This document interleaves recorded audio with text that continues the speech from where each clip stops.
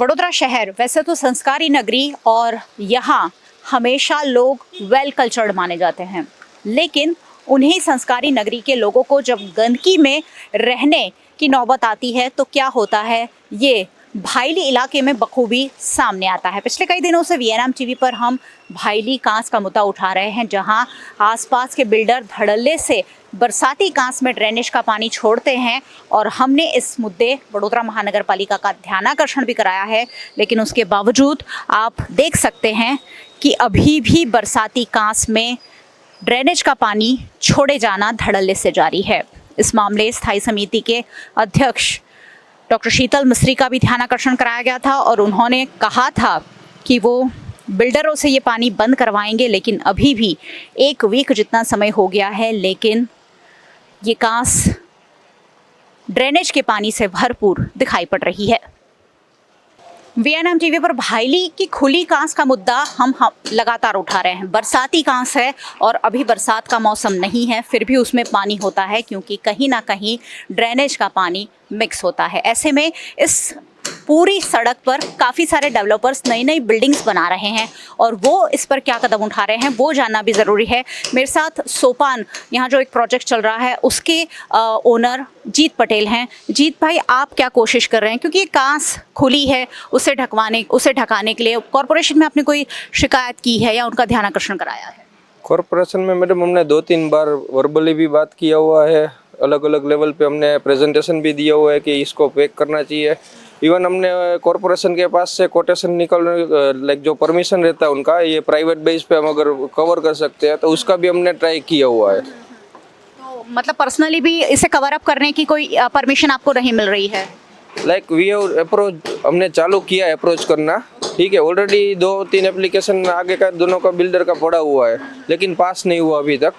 सो उनका वेट करें, अगर उनका आता है तो उसके बाद इन्वर्ट करते हैं, क्योंकि एप्लीकेशन पेंडिंग में पड़ा रहने का कोई मतलब नहीं है। तो यहाँ जो बिल्डर हैं, क्या वो एकजुट होकर इस पर कोई कदम नहीं उठा रहे हैं?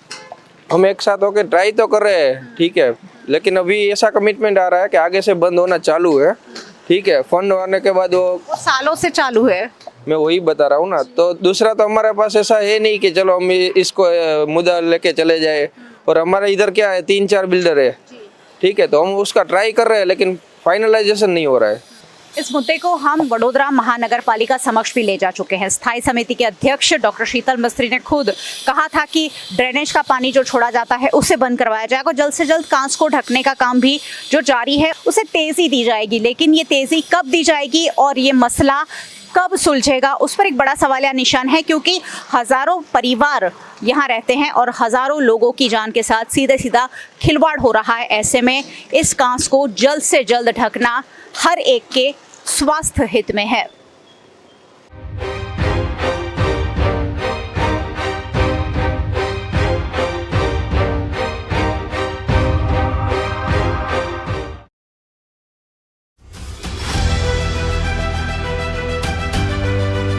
एक और गुजरात के वडोदरा शहर में सैकड़ों लोग ऐसे हैं जो सर्दियों के मौसम में भी फुटपाथ पर सोने के लिए मजबूर है। छोटे छोटे बच्चों के साथ सड़क पर ही दिन भर रात भर रहने के लिए विवश है।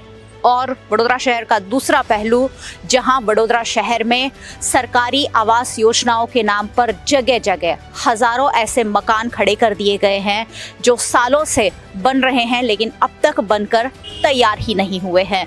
और कॉन्ट्रैक्टर द्वारा काम छोड़कर चले जाने से अब सालों के बाद वो जो आवास है वो बिल्कुल खस्ता हाल हो चुके हैं।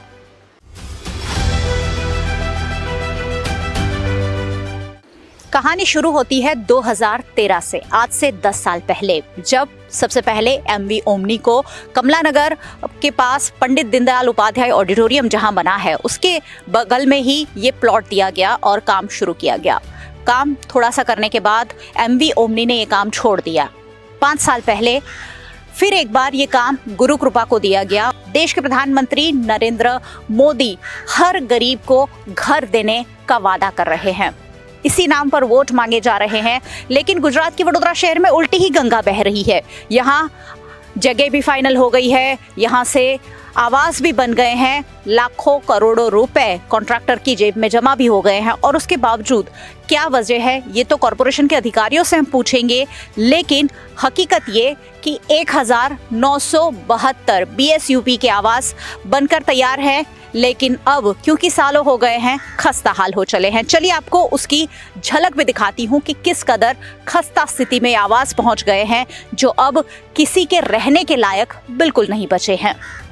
अगर आप बारीकी से देखेंगे तो खोखे बनकर तैयार हैं, कहीं कहीं पाइपें लटक रही हैं, जो खिड़कियां हैं लोहे की वो खस्ता हाल जर्जरित हो चुकी है। अब ये घर बनकर तो तैयार है, लेकिन शायद ही इसमें कोई रहना पसंद करे। आप देखिए, इमारतों का जंगल तो बना दिया गया है। 1972, आप सोचिए करीब 2000 जितने आवास बनकर तैयार हैं, लेकिन यहाँ काम पूरा नहीं होने की वजह से आवास आवंटित नहीं हुए हैं, और अब इन आवासों पर किया गया करोड़ों रुपए का खर्च बेमानी हो गया है, क्योंकि अब इस आवास को शायद फिर से ही बनाना होगा। वडोदरा महानगर पालिका द्वारा विभिन्न इलाकों में आवास योजनाओं की स्कीम बनाई गई है, जिसके तहत अलग अलग इलाकों में सरकारी या महानगर पालिका की जमीन पर बनी हुई झोंपड़ियां तोड़कर उन लोगों को पक्के आवास देने का वादा था। बीएसयूपी के आवास के तहत फेज 1 में 5332, फेज 2 में 5664, फेज 3 में 6096, फेज 4 में 2336 और फेज 5 में 2208 मकान मिलाकर कुल 21696 आवासों को शामिल किया गया है। और इसी के तहत आजवा रोड पर पंडित दीनदयाल नगर गृह के सामने 1972 बीएसयूपी के आवास बनाए गए हैं, जो काम नवंबर 2013 में कॉन्ट्रैक्टर को दिया गया था। नवंबर 2013 में कॉन्ट्रैक्टर एमवी ओमनी को वर्क ऑर्डर दिया गया था। कॉन्ट्रैक्टर ने काम नहीं किया। कॉरपोरेशन ने ये काम जून 2019 में गुरु कृपा को दिया। 17 करोड़ 41 लाख रुपए का काम गुरु कृपा को दिया गया था, और सिर्फ 9 महीनों में ये काम पूरा करना था।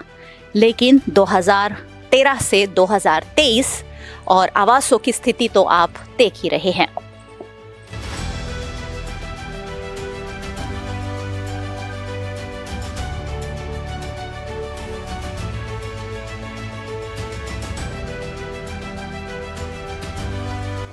आवासों की स्थिति अगर देखें तो ऐसा लग रहा है कि अब अगर इन्हें इस्तेमाल करना है तो नए सिरे से बनाना होगा। यहाँ दरवाजे लगकर तैयार हैं, खिड़कियाँ लगकर तैयार है, कहीं कहीं लाइट के कनेक्शन भी दिए गए हैं, सिर्फ नहीं है तो पानी के कनेक्शन।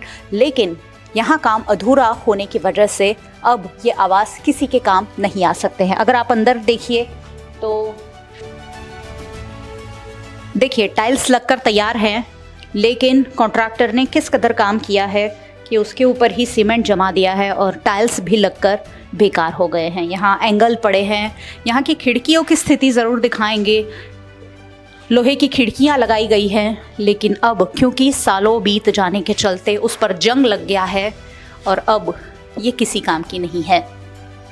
यहाँ तक कि लाइट का कनेक्शन भी आप देख पा रहे हैं, लगा दिया गया है, लेकिन आवास आवंटित क्यों नहीं हुए और कॉन्ट्रैक्टर को काम पूरा करने के लिए क्यों गाइडेंस नहीं दिया गया या उस पर क्यों कहीं कोई एक्शन नहीं लिया गया, उस पर एक बड़ा सवाल या निशान है। क्योंकि ये जो पैसा है वो कहीं ना कहीं सरकार की जेब से जा रहा है, जनता की जेब से जा रहा है, और इस तरह लाखों करोड़ रुपए की अगर बर्बादी होती है तो सवाल उठना लाजमी है। यहाँ किचन भी बनकर तैयार है और पानी के लिए नल भी लगाए गए हैं, सिर्फ नहीं आया है तो पानी।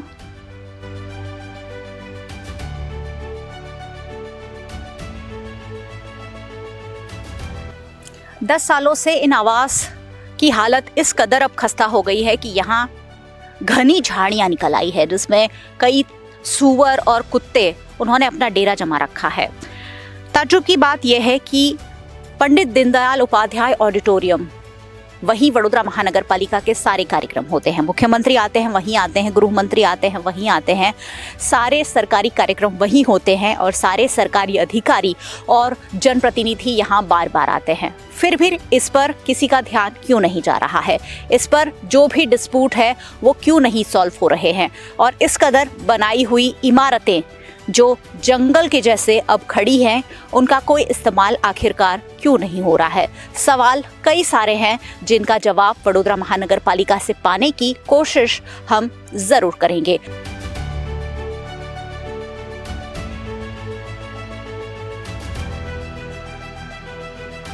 देश के प्रधानमंत्री नरेंद्र मोदी का ये सपना है कि हर गरीब वर्ग के शख्स को घर मिले, खुद का घर मिले, और इसीलिए वडोदरा शहर में भी तरह तरह की आवास योजनाएं तैयार की गई हैं। लेकिन कुछ आवास योजनाओं को सालों से पूरा नहीं किया जा रहा है और उसी के चलते कई लाभार्थी इस योजना से वंचित रह रहे हैं। इस पूरी घटना को हमने आपके सामने उजागर किया और अब इस मामले का जवाब लेने हम आवास योजना के अधिकारी के पास पहुंचे हैं। सर, कमला नगर आजवा रोड पर पंडित दीनदयाल उपाध्याय के पास करीबन 1972 बीएसयूपी के आवास बनाए गए हैं, लेकिन सालों से उस पर अब कोई काम नहीं हुआ है, खस्ता हाल हो चले हैं। क्या है इस पूरे प्रोजेक्ट की हकीकत? जो आप बता रहे हैं वो प्रधानमंत्री बीएसयूपी आवास है।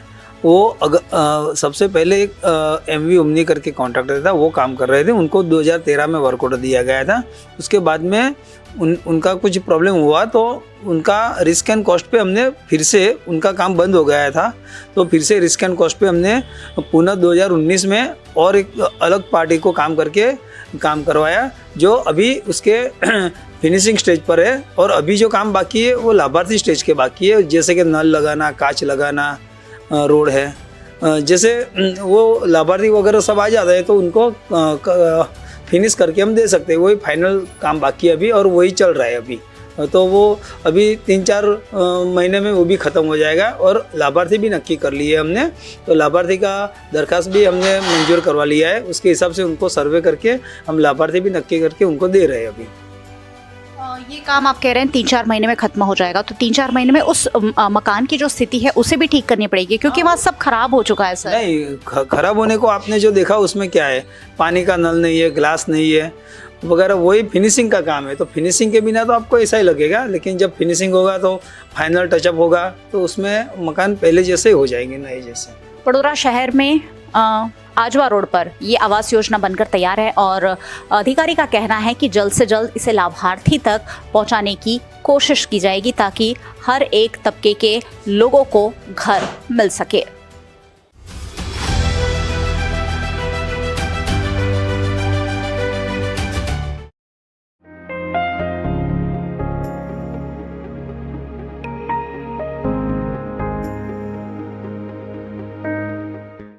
वडोदरा शहर के बीचों बीच बसा हुआ न्याय मंदिर, जहां सालों तक न्याय होता रहा है, लेकिन अब न्याय मंदिर खुद न्याय की इंतजार में है। वैसे अब हो सकता है न्याय मंदिर को जल्द ही न्याय मिल जाए, क्योंकि वडोदरा के ऐतिहासिक विरासत समान न्याय मंदिर और साथ ही लाल कोट के नवीनीकरण की सैद्धांतिक अनुमति पाने की और साथ ही सरकार से ग्रांट लाकर इन दोनों इमारतों के विकास की ब्लूप्रिंट तैयार कर ली गई है। करीबन 71 करोड़ की लागत से ऐतिहासिक न्याय मंदिर और लाल कोट का नवीनीकरण वडोदरा महानगर पालिका द्वारा शुरू किया जा सकता है, जिसका प्रस्ताव स्थायी समिति में पेश किया गया है।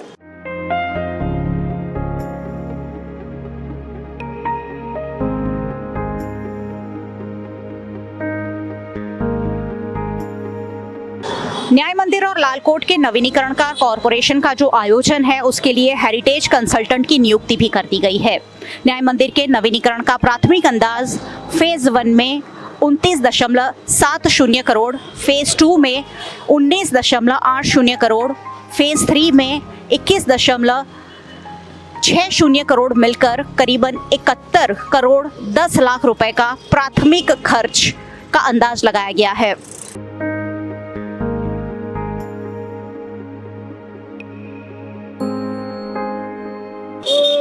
लालकोट में क्लासिक काफे और टूरिस्ट सेंटर बनाए जाने की योजना है। परिसर में ही फमेटिक कैफेटेरिया, ग्राउंड फ्लोर पर पेंटर स्टूडियो जहां आर्टिस्ट द्वारा पोर्ट्रेट्स बनाए जाएंगे, स्कल्पचर वर्कशॉप और प्रसिद्ध कलाकारों के पेंटिंग पोर्ट्रेट्स के प्रदर्शन की जगह यहां बनाई जाएगी। पहले माले पर ऐतिहासिक यादों के प्रदर्शन के लिए म्यूजियम बनाने का भी कॉरपोरेशन का प्लान है।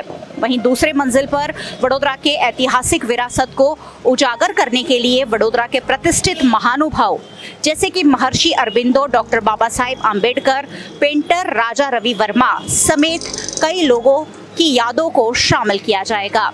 महाराजा सयाजीराव गायकवाड़ तीसरे की समर्पित ये जगह होगी, जिसका प्राथमिक अंदाज 10 करोड़ का लगाया गया है। 10 करोड़ की लागत से लाल कोट का नवीनीकरण होगा।